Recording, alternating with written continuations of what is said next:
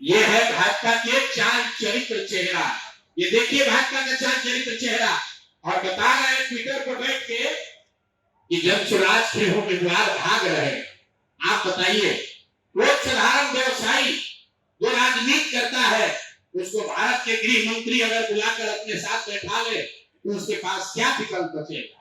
और कहाँ है चुनाव आयोग? एक वोटर को आप पैसा देते हुए डराते हुए अगर दिख जाए तो आप पर इल्जाम लगता है कि आपने आचार संहिता का उल्लंघन किया। और यहाँ भारत के गृह मंत्री और केंद्र में भाजपा के मुख्य मंत्री धर्मेंद्र प्रधान खुलेआम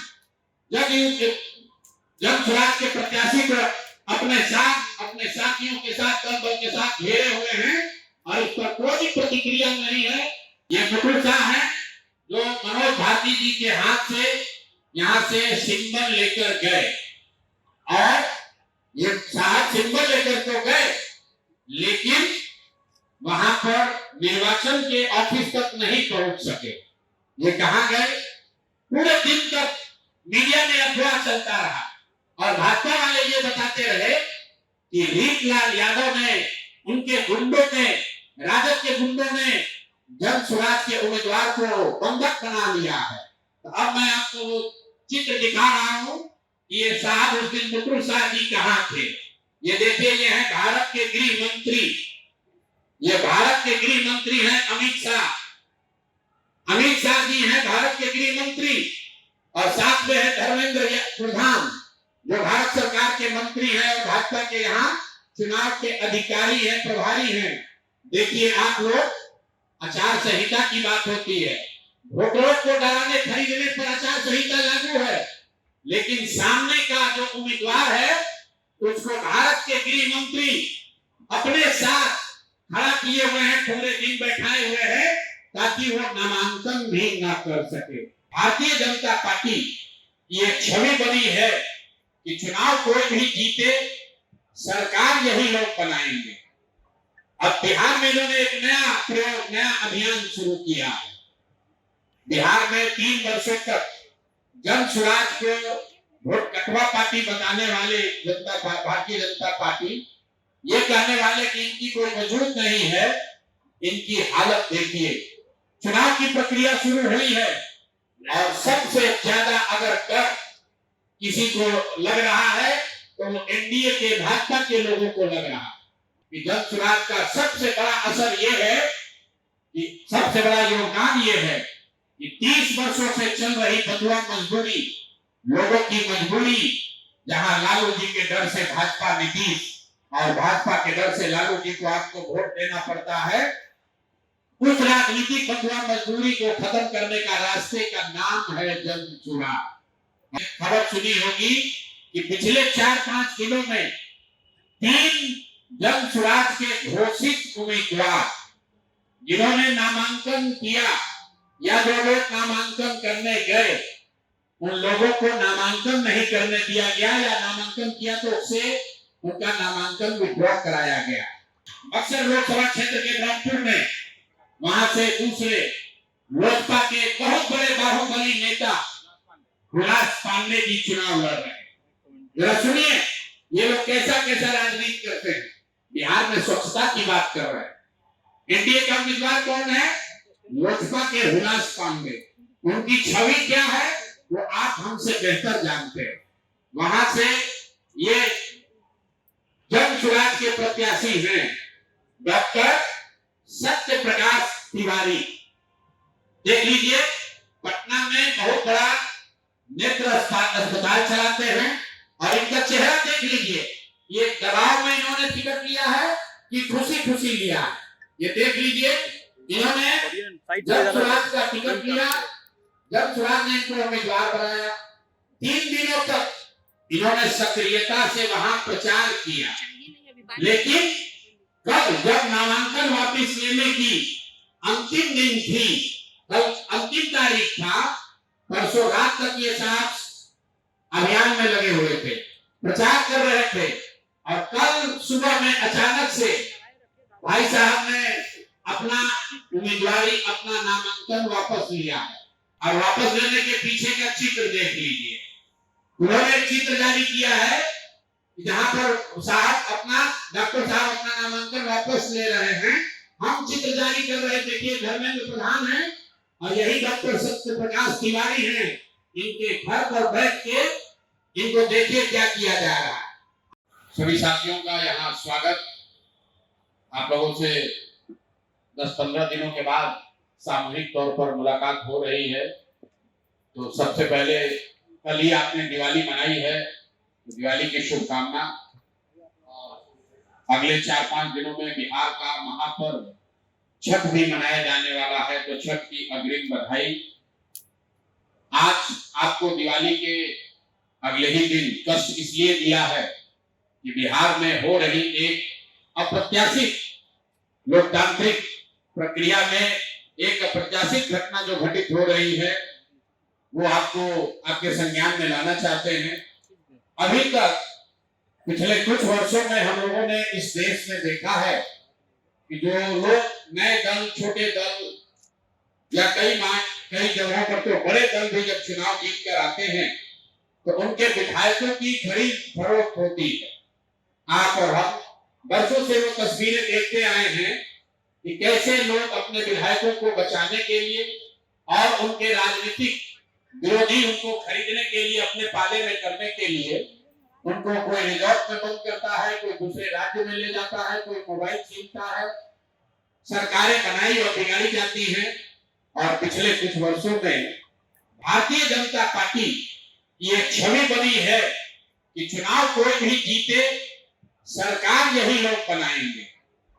अब बिहार में इन्होंने एक नया प्रयोग, नया अभियान शुरू किया है। बिहार में 3 वर्षों तक जन स्वराज को वोट कटवा पार्टी बताने वाले भारतीय जनता पार्टी ये कहने वाले कि इनकी कोई वजूद नहीं है। इनकी हालत देखिए।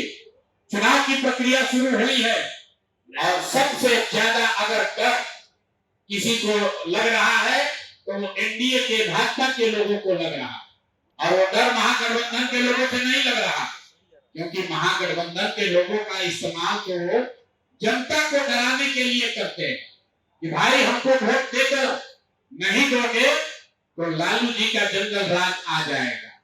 लेकिन इस बार चुनाव की लोकतांत्रिक प्रक्रिया में जन स्वराज का एक नया विकल्प जनता के सामने है। और जो बात में पिछले 2 बरस से गांव-गांव जाकर मैंने बताया है कि जन स्वराज का सबसे बड़ा असर ये है कि सबसे बड़ा योगदान ये है कि 30 वर्षों से चल रही बंधुआ मजबूरी, लोगों की मजबूरी, जहां लालू जी के डर से भाजपा नीतीश और भाजपा के डर से लालू जी को आपको वोट देना पड़ता है, उस राजनीतिक बंधुआ मजदूरी को खत्म करने का रास्ते का नाम है जन चुनाव। और इसकी पानगी आप देखिए। यहाँ का एक क्षेत्र, अभी आपने खबर सुनी होगी कि पिछले 4-5 दिनों में 3 जन स्वराज के घोषित उम्मीदवार जिन्होंने नामांकन किया या जो लोग नामांकन करने गए, उन लोगों को नामांकन नहीं करने दिया गया या नामांकन किया तो उससे उनका नामांकन विड्रॉ कराया गया। अब कुछ लोग इसको ये चर्चा कर रहे हैं कि लगता है कि जन स्वराज के लोग डर रहे हैं। तो अब कौन डर रहा है इसको दिखाने के लिए आपके पास यहाँ आज मैंने प्रेस वार्ता बुलाई है। पहला केस है दानापुर का। दानापुर में महागठबंधन की ओर से एक सज्जन जो चुनाव लड़ते हैं, उनकी छवि एक बड़े बाहुबली अपराधी प्रवृत्ति के नेता के तौर पर है, जो अभी जेल में है।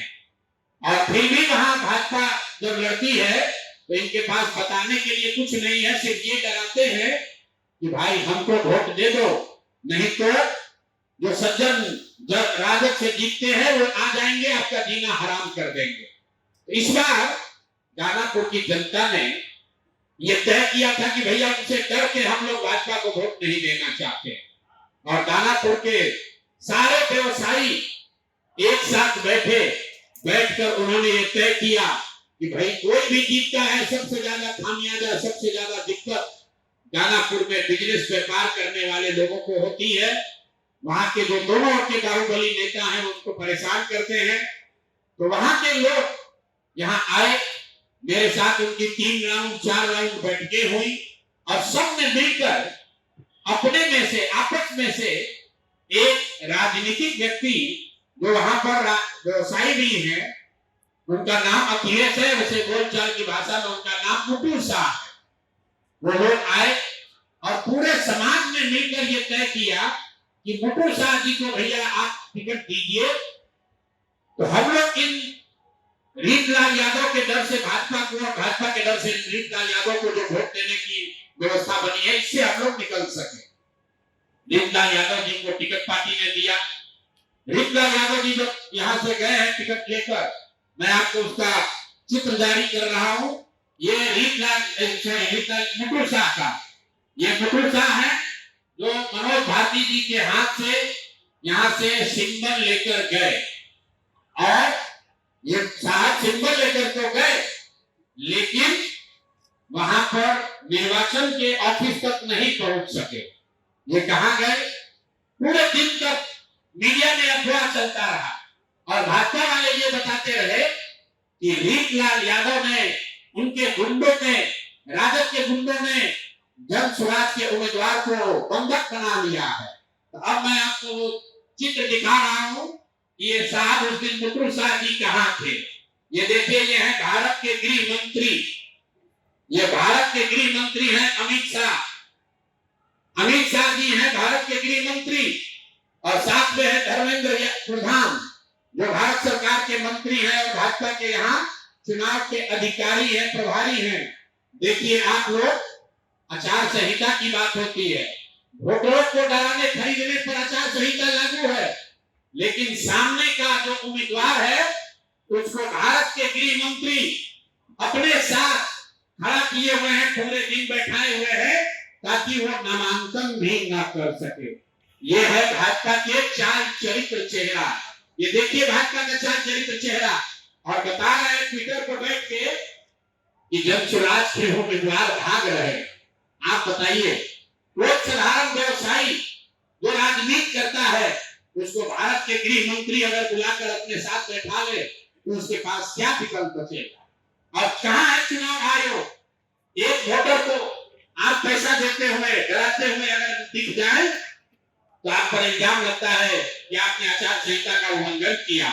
और यहाँ भारत के गृह मंत्री और केंद्र में भाजपा के मुख्यमंत्री धर्मेंद्र प्रधान खुलेआम जन स्वराज के प्रत्याशी को अपने साथियों के साथ, दल बल के साथ घेरे हुए हैं और इस पर कोई प्रतिक्रिया नहीं है। चुनाव आयोग को अभी आपको ये जारी करने के बाद आधिकारिक तौर पर हम लोग चुनाव आयोग को ये हम लोग निवेदन करने जा रहे हैं कि देखिए कि हम जन स्वराज के प्रत्याशियों के साथ क्या हो रहा है। ये जन स्वराज के प्रत्याशी के साथ नहीं हो रहा, ये वो डर है, वो राजनीतिक बंधुआ मजदूरी जो खत्म करने का रास्ता जन स्वराज ने बनाया है, उससे छटपटाहट जो पैदा हुई है उसी का नतीजा है। क्योंकि ये एक बात नहीं है, ये एक केस नहीं है। आप दूसरा केस देखिए, ब्रह्मपुर शाहपुर विधान अक्सर लोकसभा क्षेत्र के ब्रह्मपुर में, वहां से दूसरे लोजपा के बहुत बड़े बाहुबली नेता हुलास पांडे जी चुनाव लड़ रहे हैं। जरा सुनिए ये लोग कैसा कैसा राजनीति करते हैं। बिहार में स्वच्छता की बात कर रहे हैं। एनडीए का उम्मीदवार कौन है? लोजपा के हुलास पांडे। उनकी छवि क्या है वो आप हमसे बेहतर जानते हैं। वहां से ये जन स्वराज के प्रत्याशी हैं डॉक्टर सत्य प्रकाश तिवारी। देख लीजिए, पटना में बहुत बड़ा नेत्र अस्पताल चलाते हैं और इनका चेहरा देख लीजिए। ये दबाव में इन्होंने टिकट लिया है कि खुशी खुशी लिया? ये देख लीजिए, इन्होंने जब स्वराज का टिकट लिया, जब स्वराज ने इनको उम्मीदवार बनाया, 3 दिनों तक इन्होंने सक्रियता से वहां प्रचार किया। लेकिन कल जब नामांकन वापस लेने की अंतिम दिन थी, कल अंतिम तारीख था, परसों रात तक ये साहब अभियान में लगे हुए थे, प्रचार कर रहे थे। और कल सुबह में अचानक से भाई साहब ने अपना उम्मीदवारी, अपना नामांकन वापस लिया है। और वापस लेने के पीछे का चित्र देख लीजिए। उन्होंने चित्र जारी किया है जहां पर साहब अपना डॉक्टर साहब अपना नामांकन वापस ले रहे हैं, हम चित्र जारी कर रहे। देखिए धर्मेंद्र प्रधान है और यही डॉक्टर सत्य प्रकाश तिवारी हैं। इनके घर पर बैठ के इनको देखिए क्या किया जा रहा है। आपने भारत के लोकतांत्रिक इतिहास में ये नहीं देखा होगा कि चुनाव घोषित होने के बाद जो उम्मीदवार है, आधिकारिक तौर पे जो उम्मीदवार है, उससे पार्टी का कार्यकर्ता नहीं, लोकल नेतृत्व नहीं, भाजपा के केंद्र में मंत्री धर्मेंद्र प्रधान है। ये देखिए हाथ मिला रहे हैं भाई साहब। इस डॉक्टर के घर पर बैठ के इसको दबाव देकर जबरदस्ती इनसे चुनाव में इनका नामांकन वापस लिया गया है। मेरे भाई, लोजपा के एक बाहुबली नेता को बचाने के लिए, वहां के एक जनसुराज के सभ्य डॉक्टर के उम्मीदवारी को खत्म कराने के लिए आप इतनी ताकत लगा रहे हैं, तो पूरा बिहार को ये देखने जानने समझने की जरूरत है कि जनसुराज के लोग भाग रहे हैं, यहाँ खुलेआम गुंडागर्दी की जा रही है, लोकतंत्र की हत्या की जा रही है। आप बताइए, आप में से कोई भी आदमी, आप सारे पत्रकार यहाँ देश के भी पत्रकार हैं, पूरे देश के इतिहास में, लोकतांत्रिक इतिहास में आप दिखा दीजिए कि जहां किसी दूसरे पार्टी का घोषित उम्मीदवार, उसके साथ भारत के गृह मंत्री, भारत के केंद्रीय मंत्री बैठकर उसको डराकर समझाकर कोर्स करके उसे उम्मीदवारी वापस लेने के लिए मजबूर कर रहे हैं। ये चित्र आपके सामने जारी कर रहे हैं। ये कहानी यही नहीं रुकी है, ऐसी गलती इन्होंने सूरत में की थी। मैं इनको याद दिलाना चाहता हूं, लोकसभा चुनाव में आपको याद होगा जब ये लोग 400 पार का नारा दिए थे, तो सूरत में सारे दलों के प्रत्याशियों का नामांकन वापस ले लिया गया था। इस स्वतंत्र भारत के इतिहास में पहली बार ऐसा हुआ कि सूरत में भाजपा का प्रत्याशी बिना चुनाव लड़े ही जीत कर आ गया, लेकिन जनता ने उसका करारा जवाब दिया। जो 400 सीट का दावा कर रहे थे, उनको 240 पर निपटा दिया।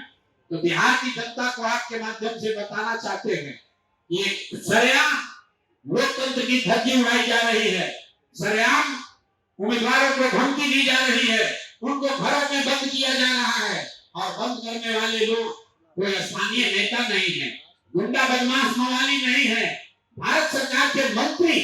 और ये मैं कह दे रहा हूं, ये आप चित्र देखिए, आप चित्र देखिए, भारत के गृह मंत्री, उनका क्या लेना देना है मुकुल शाह से? मुकुल शाह से उनका क्या लेना देना हो सकता है?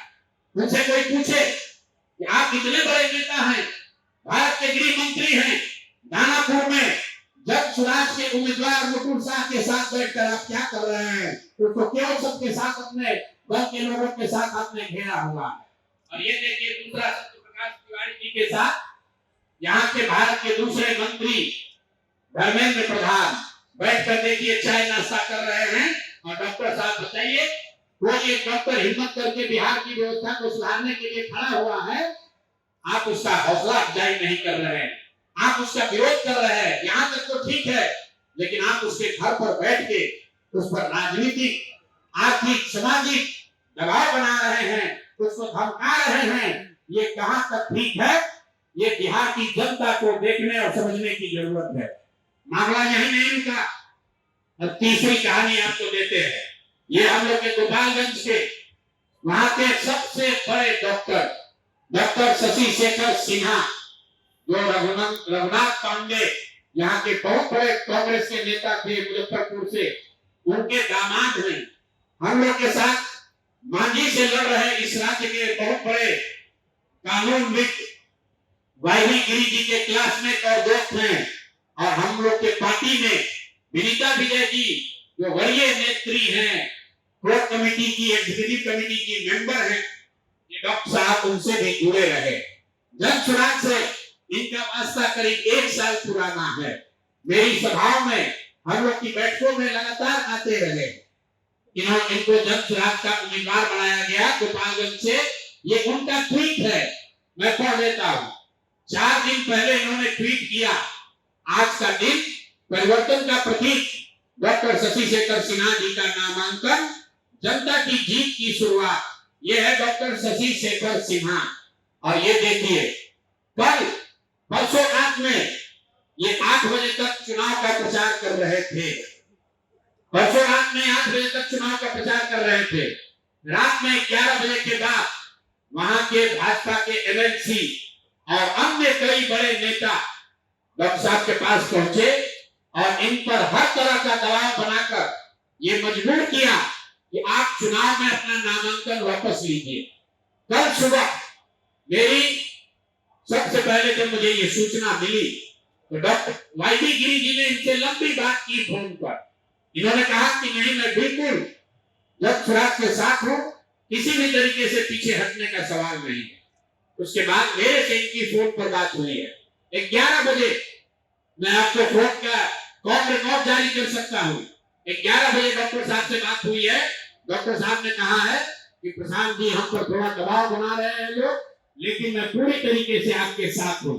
उसके 2 घंटे के बाद डॉक्टर साहब अपने घर से निकले और जाकर अपना नामांकन वापस करने का आवेदन दे दिया और अपना फोन, अपना सारा सार्वजनिक कॉन्टैक्ट उन्होंने बंद किया हुआ है। और ये चित्र भाजपा की ओर से जारी किया गया है, जिसमें वहां के भाजपा के प्रत्याशी और भाजपा के बड़े नेता डॉक्टर साहब को गले लगा रहे हैं और ये बता रहे हैं कि भाजपा के समर्थन में इन्होंने अपना नामांकन वापस लिया है। ये आपको मैं 3 उदाहरण, 3 जो घटना हुई है, इससे आपको अवगत कराना चाहता हूं। बात 3 प्रत्याशियों की नहीं है, क्योंकि जनसुराज के 240 योद्धा भी हैं मैदान में। भाजपा को हराए बगैर, एनडीए को उखाड़े बगैर मानेंगे नहीं। और 14 तारीख को परिणाम आएगा, दूध का दूध, पानी का पानी हो जाएगा। लेकिन ये जो माहौल बनाने की कोशिश कर रहे हैं कि हम लोग डरने वाले हैं, मेरे भाई प्रशांत किशोर जनसुराज के साथी किसी से डरने वाले नहीं। हम लोग किसी से डरने वाले नहीं हैं। चाहे जितने उम्मीदवारों को खरीद लो, जितने उम्मीदवारों को धमकी दे लो, जितने उम्मीदवारों को उनके घरों में कैद कर लो, चुनाव लड़ा जाएगा और इतनी ताकत से लड़ा जाएगा कि आपके दांत खट्टे कर देंगे। हम लोग महागठबंधन नहीं है। ये लोग महागठबंधन के उम्मीदवारों की चिंता नहीं करते हैं, क्योंकि इनको मालूम है कि महागठबंधन से भी कोई बाहुबली खड़ा है, महागठबंधन से भी कोई बालू माफिया खड़ा है। तो जाएंगे और जनता में कहेंगे, अरे भाई, ये तो जंगल राज वाले लोग हैं, इनको वापस नहीं आने देना है तो हमको वोट दे दो।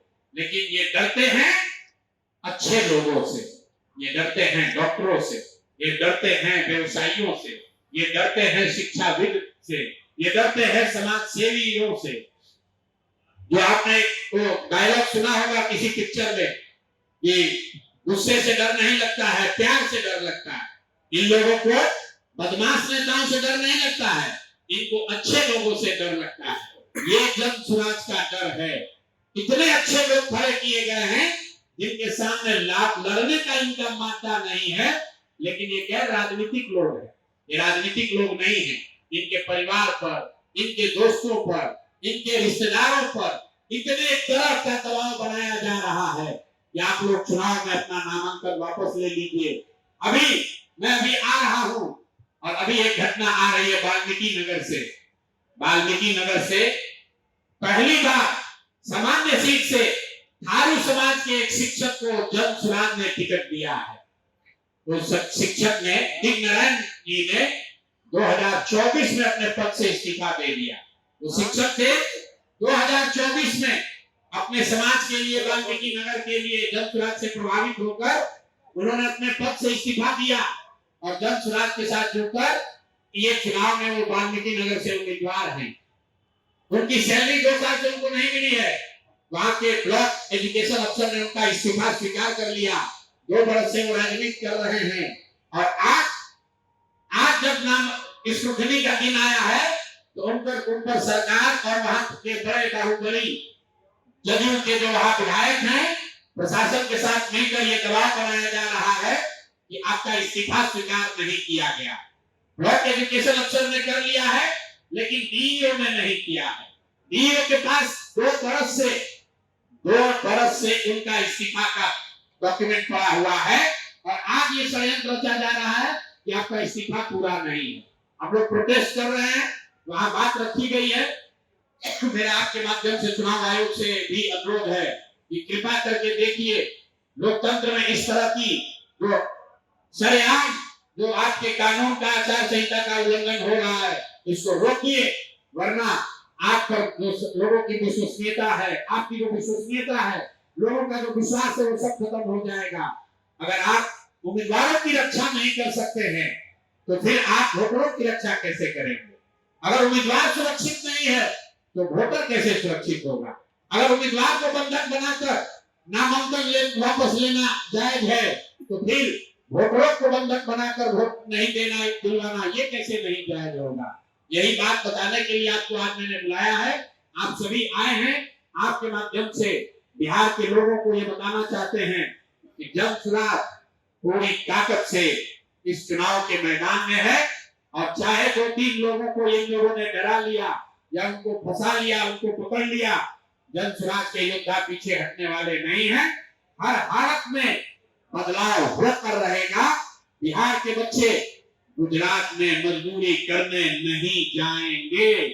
अमित शाह जितनी कोशिश करना चाहते हैं गृह मंत्री कर ले, उनके दल के लोग कितनी ताकत लगाना है लगा लें। तो बिहार के जो युवा है, जो 50 लाख लड़के बिहार से बाहर जाकर वहां की फैक्ट्रियों में मजदूरी कर रहे हैं, ये उनका संकल्प है। मैं उनका आह्वान कर रहा हूं कि मेरे भाई आइए, आपको बिहार के बाहर जाकर मजदूरी न करना पड़े, आपको बंगाल में, गुजरात में, महाराष्ट्र में, पंजाब में, हरियाणा में गाली न सुननी पड़े।